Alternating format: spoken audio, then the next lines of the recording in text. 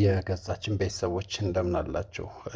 እንግዲህ እንደሚታወቀው ያለፈውን አንድ ወር የምክክር ኮሚሽኑ ያው አንድ ላይ ተሰብስቦ አጀንዳውን ከለየ በኋላ ውይይት እያደረገ ወይም ጉባኤ እያከናወነ እንደሚገኝ ይታወቃል። እና ይህን ተከትሎ በተለይ የኦሮሞ ብሔርተኞች በዚህ የምክክር ሂደቱ ላይ እያሳዩት ያለው አቋም በጣም በርካታ ትችቶችንና ሁኔታዎችን እያስነሳ ይገኛል እና ከዚህ ጋር ተያይዞ እንግዲህ ሶሻል ሚዲያው በተለይ የኦሮሞ ብሔርተኞችን ኦልሬዲ መጫወቻ አድርጓቸዋል ብሎ ማሰብ ይቻላል። በጣም በርካታ ሰዎች የተለያየ ሀሳብ እየሰጡ ነው። ማለት መጫወቻ ስንል በመርህ ደረጃ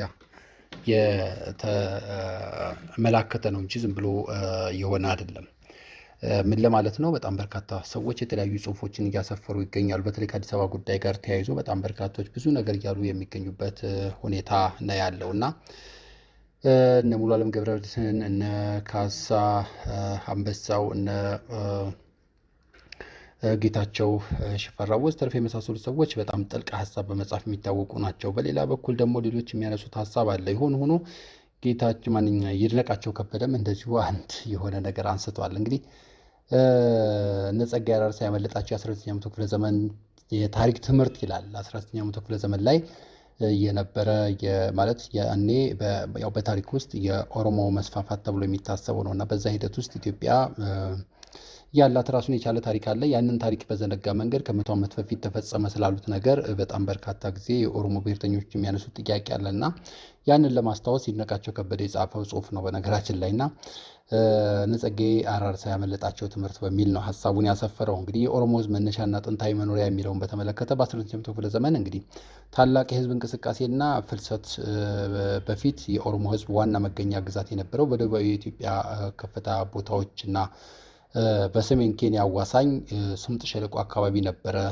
የመሀል ማዕከሉ መደላቡ በአሁኑ የባሌና ቦረና አዋሳኝ አካባቢ እንደሆነ ይታወቃል ይላል። እንግዲህ የጎሳ አደረጃጀትን በተመለከተ ቦረና በደቡብ እና ደቡብ ምዕራብ እና ባሬንቱ በደቡብ ምስራቅና የኑሮ ጊዜው ደግሞ በዋናነት ከብት አርቢነት የነበረና ህይወቱ ከግጦሽ መሬትና ከህዝቡ ዑደት ጋር የተገናኘ እንደሆነ ለእነ ጸጋዬ አራርሳ በመጻፍ እንደዚህ ታሪክን በመክተብ ለማስታወስ ይሞክራል። በነገራችን ላይ መቀለጃ ሆኗል ምላችሁም ለዛ ነው። በነገራችን ላይ እስቲ ምንድነው አመለጣቸው የሚለው ነገር የሚለውን እንድናየው ነው በዋናነት እኔም እዚህ ለማንሳት የተገደድኩት ማለት ነው። እንግዲህ በሁለተኛው ነጥብ ላይ ደግሞ ያነሳው የ19ኛው መቶ ክፍለ ዘመን የኦሮሞ መስፋፋት ወይም ደግሞ ኦሮሞ ኤክስፓንሽን ሙቭመንት የሚባለው ማለት ነው።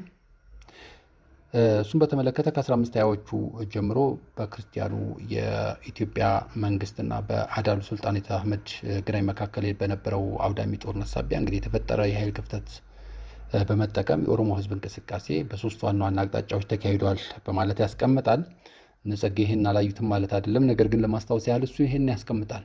ለምሳሌ ወደ መካከለኛው ምዕራብና ኢትዮጵያ አቅጣጫ የመጫና የቱለማ ቅርንጫፍ ወደ ሸዋና ወለጋ፣ ኤሊባቡር፣ ጅማ እና ከፋ አካባቢዎች ያደርገው መስፋፋት እንደ አንደኛ ይታያል። እንደ ሁለተኛ ደግሞ ወደ ምስራቅ ኢትዮጵያ የባሬንቱ ወገኖች ኢቱና ሀላባ ሀምባና የሚባሉት ወደ ሀረርጌና አርሲ የተንቀሳቀሱት ማለት ነው። በሶስተኛ ደረጃ ደግሞ ወደ ሰሜን ኢትዮጵያ የወሎና የእጁ ኦሮሞዎች መካከለኛውና ሸዋን አቋርጠው እስከ ወሎ ደቡብ ትግራይ ድረስና ጎንደር አዋሳኝ ድረስ የተንቀሳቀሱትን ይሄ ኤክስፓንሽን በተመለከተ ሰፋ ተደርጎ የሚነሳ ጉዳይ ነው በነገራችን ላይ እና በኦሮሞ ኤክስፓንሽን ወይም ሙቭመንት ወቅት የማህበራዊና ስነ ህዝብ ለውጦች የጠፉና የተዋሉ ብሔረሰቦችም ስለመኖራቸው ጭምር ያነሳል። በነገራችን ላይ ይህ ማስታወስ ይገባቸዋል። በነገራችን ላይ ብሔርተኝነት ሌላ ራሱን የቻለ ቅርጽ ስላለው ነው እንጂ ይህ የሚዘነጋ ጉዳይ አይደለም። ይህንን የሚያስታውስ ማንም አካል ታሪክን መሰረት አድርጎ ተከራክሮ የታሪካዊ ባለቤትነት አለ ብሎ ለዛሬ መናጫ ሊያደርገው አይገባም። በነገራችን ላይ ሰሞኑን አንድ ቡርሃን የሚባል ጸሐፊ ያለ ያው ብዙዎቻችሁ ታውቁታላችሁ ብዬ አስባለሁ እና እሱ ያነሳው ነገር አለ። ታሪክ ወይም ደግሞ ትናንት ዛሬን እንዳይበልጥብን የሚል አይነት ሀሳብ ያነሳል። ምክንያቱም የትላንትናችንን በደል ወይም ደግሞ የትላንትናችንን ጉዳይ አምጥተን የምናገነው ከሆነ ዛሬያችንን ያጨለመውና ዛሬ ለመራኮትና ለጸባችን ምንጭ ሊሆን ይችላል ማለት ነው። የኦሮሞ ብሔርተኞች ውስጥ የሚታየው ያ ስለሆነ ይድነቃቸው ይቀጥልና እንግዲህ የማስፋፋት ሂደቱን በተመለከተ በየ8 ዓመቱ በሚካሄድ የገዳ ሉባ ዘመቻ እንዲሁም በባህላዊ ዑደት ስርዓቶች ሞጋሳና ጉዲፈቻ አማካኝነት እንደተከናወነና በዚህ ሳቢያም ጥንታዊ ህዝቦችና መንግስታት ታሪካዊ ህልውናቸውን አጥተው ወይም በማህበረሰቡ ውስጥ ቀጥለዋል ይላል። አብዛኞቹ ህልናቸውን አጥተዋል። ህልናቸውን ካጡ መካከል ለምሳሌ ጋፋት በአባይ ወንዝ ዙሪያና በምስራቅ ጎጃም ወለጋ ይኖሩ የነበሩ ህዝቦች ሲሆኑ በሂደት ቋንቋቸውንና ማንነታቸው ጠፍቷል ማለት ነው በዚህ ሙቭመንት የተነሳ እና የዳሞት መንግስትም እንደዚሁ ወድቋል። ህዝቡ ወደ ሰሜን ጎጃም ለመሰረድ ተገዷል። የቀረውም በኦሮሞ ማንነት ውስጥ ቀጥሎ ያለበት ሁኔታ ነው ያለው ማለት ነው። ሌላኛው ፈጠጋርና ጋንጅ የሚባለው አካባቢ ነው። እንግዲህ በመካከለኛው እና ምስራቅ ኢትዮጵያ አካባቢ ሸዋና አርሲ ማለት ነው የነበሩ ህዝቦች ሲሆኑ በሞጋሳ ስርዓት እንግዲህ ተዋህደው የቀሩ ናቸው። ጋንጅና ፈጠጋር የሚባለው ፈጠጋር ያሁኑ አርሲ ማለት ነው። እንግዲህ ሌላኛው ደግሞ የእንጅራንያ የሚባል መንግስት አለ። እንጂናሪያ ማለት ነው። እናሪያ ምናምን እየተባለ ብዙ ጊዜ ይጠራል እና የእሱ በተመለከተ ነው። እንግዲህ በደቡብ ምዕራብ ኢትዮጵያ የነበረ ባለጸጋ የኦሞቲክ ሲዳማ መንግስት ሲሆን እንግዲህ በሊሙ ኦሮሞዎች እንቅስቃሴ ፈርሶ ሙሉ ለሙሉ ተውጦ የቀረ ነው ማለት ነው። ሌላኛው ሀዲያና ሲዳማ ነው። ሰፊ ግዛቶቻቸውን ነበራቸው። ሀዲያ ግዛት እንግዲህ በጣም ትልቅ እንደነበር ይታወቃል። ሲዳማም እንደዛው ማለት ነው። እነዚህ ሰፊ ግዛታቸውን ያጡ ሲሆን እንግዲህ ከፍተኛ ቁጥር ያለው ህዝባቸው በሞጋሳ ስርዓት አማካኝነት ተዋህዶ ያው ትልቁን ቁጥር የኦሮሞ ማህበረሰብ እንዲይዝ አድርጎታል ማለት ነው። ይህንን በነገራችን ላይ እነ ጸጋዬ አራርሳ ያስታውሳሉ ወይ ነው።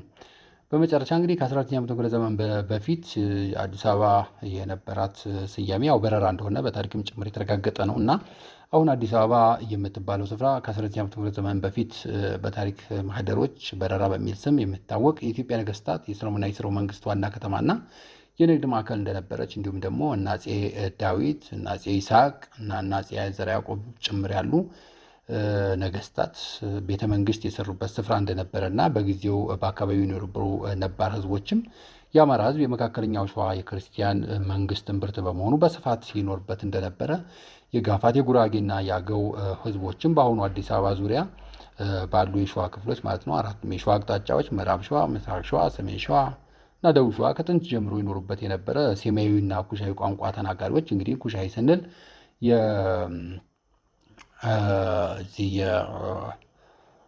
የሀገው ማለታችን ነው። እነሱ ይኖሩበት እንደነበረ ታሪኩ ያትታል ማለት ነው። እንግዲህ የታሪክ ድርሳናት እንደሚያስረዱት ከሆነ በ19ኛው መቶ ክፍለ ዘመን በኋላ የታላቁ የህዝቦች እንቅስቃሴ በፊት አሁን አዲስ አበባ የምትባለው ቦታ በረራ አማራ፣ ጋፋት፣ ጉራጌና አገው ህዝቦች ይኖሩባት የነበረች ታሪካዊ ቦታ እንጂ የኦሮሞ ህዝብ ነባር መኖሪያ እንዳልነበረች ያስረዳል ማለት ነው። እንግዲህ እርግጥ ነው የወቅቱ ፖለቲካ ተንታኞች ይህን ሂደት አይፈልጉትም ፈጽሞ አሁን ባለው ህገ መንግስት መመራት አለብን የሚል ሙግት ያቀርባሉ። ሆኖም ህገ መንግስቱንም ሲያነሱ ደግሞ ወደ ታሪክ ለመመለስ ይፈልጋሉ። ሆኖም የታሪክ እውነታውን መካድ ግን ፈጽሞ ስለማይቻል ለዘላቂ መፍትሄ እንዲህ አይነት ነገሮች መሰረት ሊሆኑ አይችሉም ሲል ይድነቃቸው ሀሳቡን አስፍሯል ማለት ነው። እንግዲህ አጠቃላይ አሁን ያለው የኦሮሞ ልሂቃን ፖለቲካ ይህንን መሰረት ያደረገ ነው ማለት ነው። ስለተከታተላችሁ እናመሰግናለን። የገጻችን ቤተሰቦች ገጻችንን ላይክ፣ ሼር እና ሰብስክራይብ በማድረግ እናድግ ዘንድ አግዙን እንላለን።